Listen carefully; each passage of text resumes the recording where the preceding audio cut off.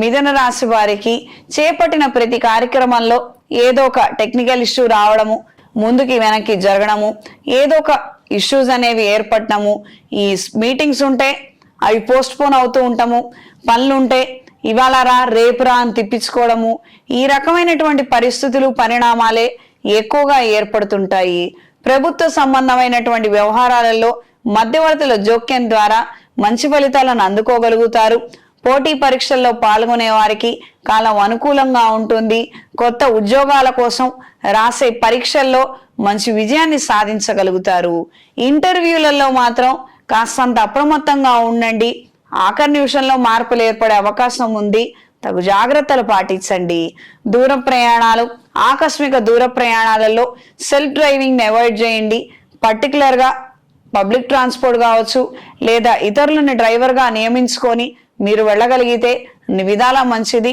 Self డ్రైవింగ్కి కొన్నాళ్ళు దూరంగా ఉండండి. ఈ వారం స్త్రీలకు గృహ నిర్మాణ ఆలోచనలు అంతంత మాత్రంగా ఉంటాయి.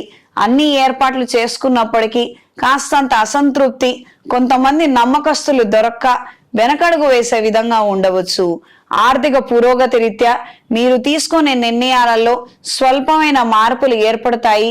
సంతానానికి సంబంధించినటువంటి ఖర్చులు అధికంగా పెరగటము, మీకున్న పరిస్థితుల రీత్యా సర్దుబాటు చేయలేనటువంటి పరిస్థితులు ఏర్పడవచ్చు.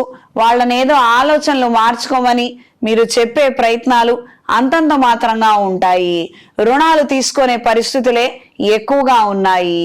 ఈ వారం మిథున రాశి వారికి కలిసి వచ్చే రంగు గ్రే కలర్, కలిసి వచ్చే దిక్కు తూర్పు, కలిసి వచ్చే సంఖ్య 6. ప్రతిరోజు దుర్గాదేవి స్తోత్ర పారాయణ చేయండి. ప్రత్యేకంగా ఈ మాసంలో చేసుకోదగిన పూజలు, పర్వదినాల గురించి స్పెషల్ ఎపిసోడ్ రిలీజ్ చేశాను. అందులో ఉన్నటువంటి పరిహారాలని పాటించండి.